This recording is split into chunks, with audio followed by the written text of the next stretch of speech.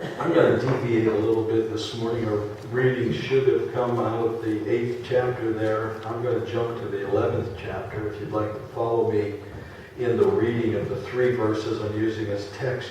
Hebrews 11, verses 1 and 2 and verse 6. That's page 288 in that Bible, the New Testament section there in front of you, on the back of that pew in front of you, if you'd like to follow along. To have faith is to be sure of things we hope for, to be certain of things we cannot see. It was by their faith that people of ancient times won God's approval.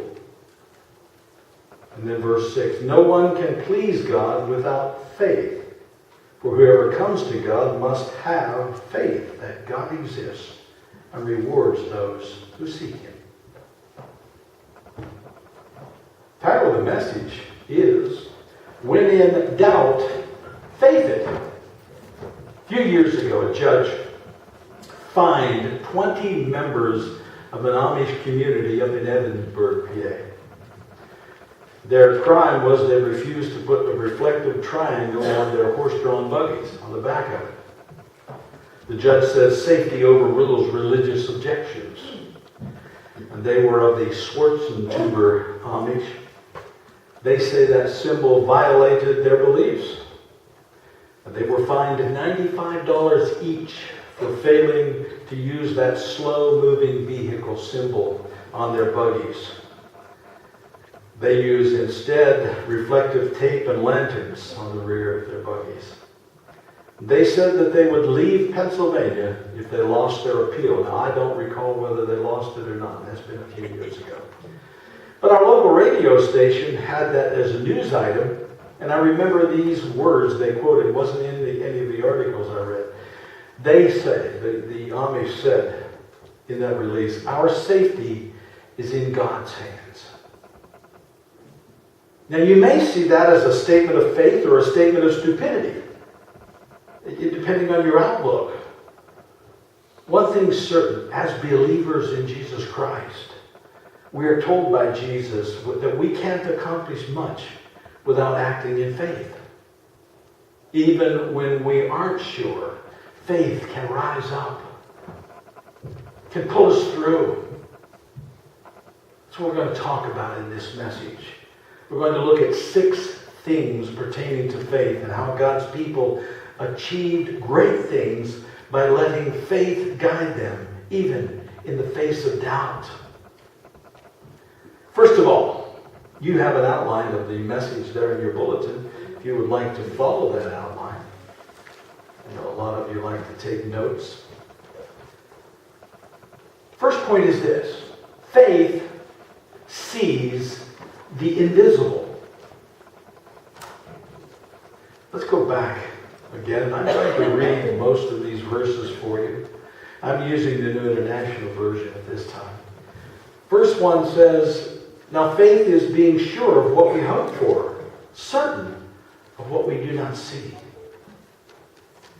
And verse 7 says that Noah, by faith Noah, was warned about things not yet seen. In holy fear built an ark to save his family. By his faith he condemned the world and became heir of the righteousness that comes by faith. Warned about things not seen. It tells us in Genesis chapter 2 that there was no rain upon the earth at that time. The only way you can explain it, if you know what a terrarium is, it said a mist went up and watered the whole earth. It would be like there was a terrarium, and that's what happened when the flood came, that it says the heavens broke up.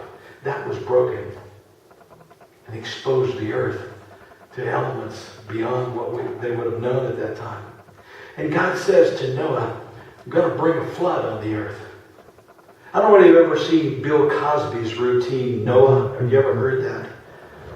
When God speaks to Noah, there was more reality in Bill Cosby's routine than fakery. Because God says, I'm going to send rain on the earth. I'm going to send a flood. And Noah's reaction had to have been, what are you talking about? It says at that time, there was a mist that went up. and watered the whole earth. There had been no rain. Warned about things not seen. But faith sees the invisible. In 1961, August to be exact, Russian cosmonaut German Titov embarked on a 23-hour, 17-orbit space flight in Vostok 2. After that flight, Titov said, "I looked for God, but I didn't see him." Jim McDivitt, in June of 1965, following his flight on Gemini 4, says, "I didn't see God looking in, but I can recognize his work in the stars." Faith sees the invisible. The inner eye of faith sees rainbows of hope in the midst of life's storms, even when clouds fill the sky. Sort of like heard this story about an elderly man. I don't know whether it's true or not. It makes a good story and a good illustration, so I'll use it. It says this man, he was on a sightseeing tour, this bus tour in the western states of the United States. Very cynical guy. Criticized everything. Criticized the Grand Canyon. The painted desert wasn't what it was cracked up to be. The petrified forest and after each stop it brought more and more criticism, complaining, until finally the bus driver in frustration says to him, he said, "Listen, mister, if you ain't got it on the inside, you can't see it on the outside. You've got to have it on the inside." Faith sees the invisible, even when it is invisible. But secondly, faith just doesn't see the invisible. Faith hears the inaudible. Verses 4 through 6 and verse 8. I don't know, I'm in the Hebrews 11, always. Listen to these verses.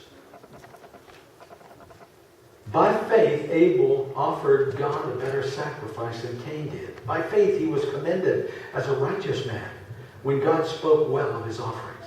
And by faith, he still speaks, even though he is dead. Cain and Abel, you know the story. God spoke to both of them about bringing a sacrifice. And whatever else I might want to put in that story, both of them responded. But only one of them responded by faith. That's what the scripture says. And it was faith that brought the better sacrifice. Faith hears that inaudible. Cain did not bring a sacrifice by faith. Oh, he brought a sacrifice, but it wasn't by faith. And it talks about Enoch there, verses 5 and 6. By faith, Enoch was taken from this life, so that he did not experience death. He could not be found because God had taken him away. For before he was taken, he was commended as one who pleased God. And without faith, it is impossible to please God, because anyone who comes to him must believe that he exists and that he rewards those who earnestly seek him. Enoch pleased God. He heard by faith. Or he could not have responded in faith. Abraham is another, verse 8. By faith, Abraham, when called to go to a place he would later receive as his inheritance, obeyed and went, even though he did not know where he was going. God said, move. And Abraham heard and responded. In any metropolitan city in this United States, there are about 9,000 radio signals being sent out. It can be heard. At any given moment, go to Pittsburgh, whatever major city, 9,000 radio signals. But without the right equipment, you'll never hear any of the words or music. You have to have a receiver to do that. Faith is the equipment of hearing from God. A lot of folk say, well, I asked God and I didn't hear. By faith. Faith comes by hearing, and hearing by the word of God, we're told in the book of Romans. Faith is our equipment for hearing from God. Faith sees the invisible. It hears the inaudible. Faith believes, thirdly, the incredible. Verse 3. By faith we understand that the universe was formed at God's command, so that what is seen was not made out of what was visible. How did the world begin? Creation or evolution? Evolution. And most of us who think we believe in evolution don't know what evolution really teaches.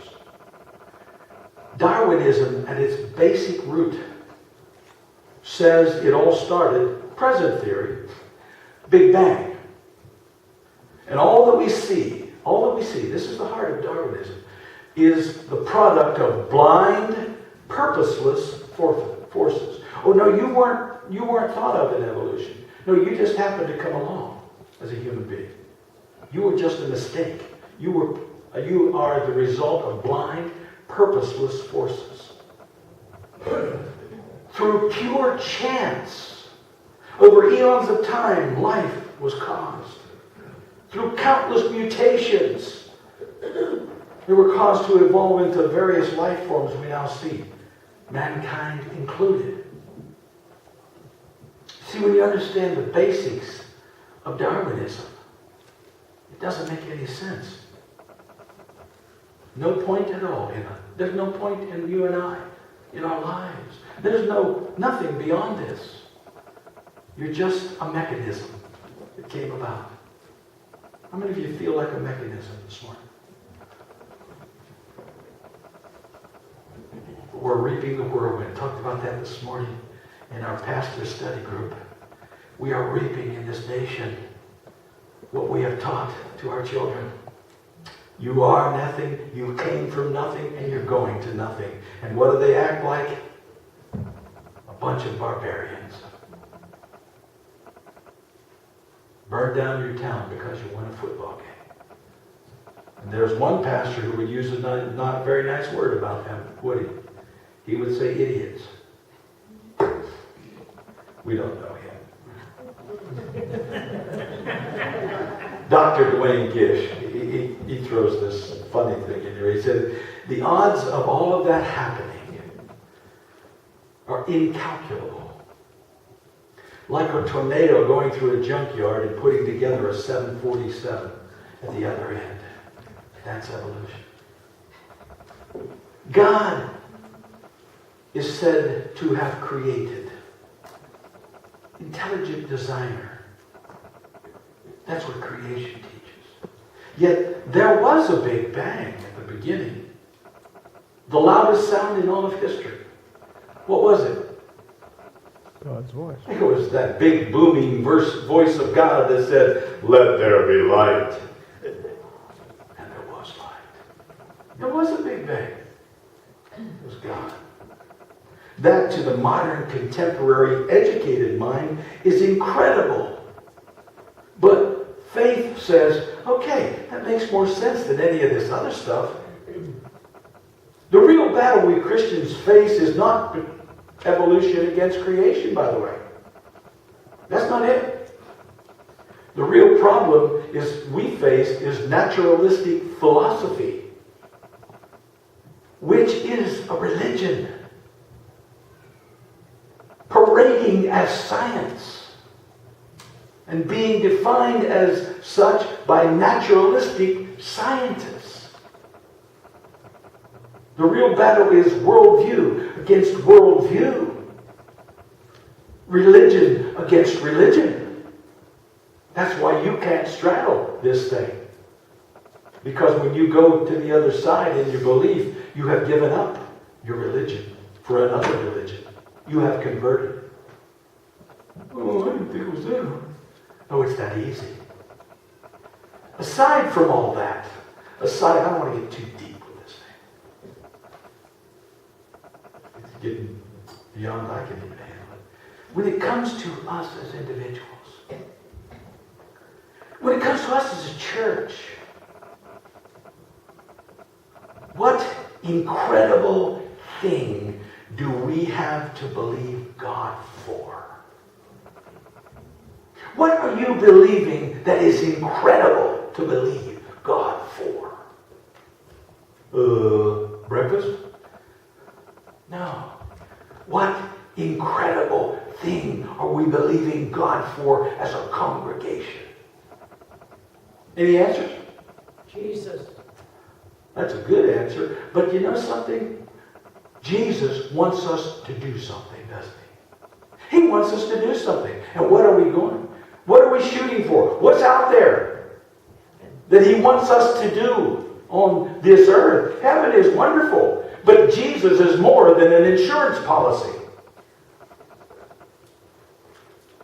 The theme this year at our Western Pennsylvania district that I chose is Wonderful Grace of Jesus. We don't understand it. I love John Denver's song, Rocky Mountain High, where he says he feels grace in every step he takes. Do you feel grace in every step you take? Do you feel grace in every breath you pull in? That's Christianity. Do you wake up and say, oh, God, I love you? What incredible thing do we have to believe God for? It may be time for us to begin to believe, to ask for the incredible to happen again. Let me put you folk on the spot who are visiting with us again, who were here in the 50s, and some of you in the 50s. How many people were in attendance in the 50s in this congregation? Anybody have an answer? Gary? How many? Yes. I'm sorry, I must have not been paying attention. I was here in the 50s, but what? How many people were in attendance in our congregation? Well, More than now? 200. Somebody says 200. that's a number we Don't get into an argument over it. Let's take 200. How many are in attendance in our congregation on an average now? 70. Somebody say 70. Sure. It seems like every Sunday I'm off, there are more of you here, though. I'm trying to get that. Trying to figure that one out. That means you need to give me more vacation. But are we believing God? God, fill the pews again. Fill it again. Don't sit there and say, and nobody comes anymore. Fill it again, God. We're believing the incredible. Is that possible in Uniontown, Pennsylvania, to fill the pews again? We say yeah, but are we believing that it is? Are we having faith that is incredible? Maybe it's time to quit playing and start believing. You think? Wait a minute, this guy quit preaching a long time ago and started meddling, didn't he? Yeah, faith. But you see, faith sees the invisible. Faith hears the inaudible. It believes the incredible, and faith thinks the unthinkable. Listen to verse 11 of chapter 11 of Hebrews. By faith Abraham, even though he was past age, and Sarah herself was barren, was enabled to become a father because he considered himself faithful who had made the promise. I want to focus on Sarah. We always focus on Abraham. Let's focus on Sarah in this. The Septuagint, which is the Greek translation of the Hebrew, has the word Kai there. It says, and Kai translated can be also or even. Even Sarah herself believed. You remember that story. Abraham has sent a heavenly representative who says, the child, he and Sarah got it all wrong and they ended up with Ishmael, and we've had problems ever since. But God says, no, that's not the way we're going with this. Sarah, you and Sarah will have this child. And Sarah was listening outside the tent, and she laughed. Are you kidding? I'm an old woman, and he's an older man. And we're going to have a child? You got to be putting me on here, God. The emphasis on in the original text is not on Abraham. It's on Sarah. And it says literally this: through faith, even Sarah herself received strength. This old woman and this old man, through faith, enabled to believe the unthinkable. What do you mean a 90-year-old woman's having a baby? That's impossible. Well, with you, maybe. But wait a minute. We've got somebody on our side called, what is it? Oh, it's God. It's God. Oh, yeah. Yeah, that sort of makes a little bit of difference. Someone has said never place a question mark where God has placed a period. Old woman, old man, question mark? No, God says old woman, old man, period. Baby. Yeah, that doesn't make any sense. God didn't say that you had to make sense of anything. He says faith thinks the unthinkable. It's impossible. It can't be done. But faith, looking and thinking of ways to accomplish it. Faith sees that invisible. It hears the inaudible. Faith believes the incredible. Faith thinks the unthinkable. And faith accomplishes the impossible. Rather long passage, and if you're following along, there's verses 32 through 39. Probably a lot of us aren't going to read that. I'm going to read it for you. Uh-oh, we're past time. Sorry. I'm not done yet, but don't worry about it. But we got food downstairs. Man, by faith it won't burn. He says, the Hebrew writer says, what more shall I say? I didn't make this long, you did. I do not have to tell. I don't have time to tell you about Gideon, Barak, Samson, Jephthah, David, Samuel, and the prophets who through faith conquered kingdoms, administered justice, gained what was promised, who shut the mouths of lions, quenched the fury of the flames, escaped the edge of the sword, whose weaknesses were turned to strength, who became powerful in battle and routed foreign armies. Women received back their dead, raised to life again. Others were tortured, refused to be released through faith, so that they might gain a better resurrection. I won't read the rest of that. This is a list of more people of faith and their great accomplishments throughout history. He doesn't give us full details on these people and what they did. But we see the telling of their faith being acted out is worthy mention here in God's Hall of Faith. All these, it says in verse 39, recapping the whole thing, but verse 39, the bottom line is all these through faith. All these through faith. Charles Spurgeon, who was a great Baptist preacher of many, many years past, said this one time. He said, one man says, I'll do as much as I can. He said, well, any fool can do that.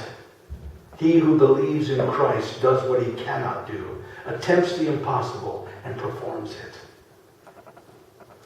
Jesus says, if you have faith, this is why I got the mustard seed. I forgot mine. Jesus says, if you have faith as a grain of mustard seed, nothing shall be impossible unto you. Thank you, Michelle, wherever she is, she's in the restroom, for bringing that.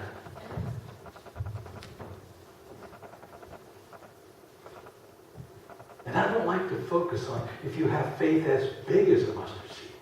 No. I think Jesus is saying, listen, this idea of faith is as small as.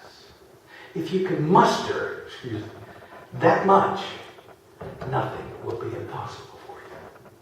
Which tells us many of us aren't even getting that much out of it, are we? Faith requires letting go and accomplishing the impossible. What impossible things are we believing God to do in our church? Faith sees the invisible. Faith hears the inaudible. It believes the incredible. thinks the unthinkable, accomplishes the impossible, and inherits the indestructible. It says, bottom line, all these people, not one of those people mentioned in Hebrews 11, it says they didn't receive the gift. Abraham is the only person out of all of those people mentioned in Hebrews 11 who owned anything in what we call the Holy Land. Abraham owned grave plot, the cave of Machpelah. That's all that was owned by any of these people. They understood the land of Canaan was a temporary thing. The reality was in spiritual in nature. They looked for a better city. They were longing, he says in verse 16, for a better country, a heavenly one. Therefore God was not ashamed to be called their God, for he had prepared for them a city. I wonder if God were to speak today in this assembly, would he be, I'm pleased with you, I'm ashamed of you. All because of faith or lack of faith. The opposite of faith is not lack of faith, it's doubt. It's fear. We all have doubts. Even the saints mentioned in Hebrews 11 had doubts. But when in doubt, faith it. Faith it. Please take your insert.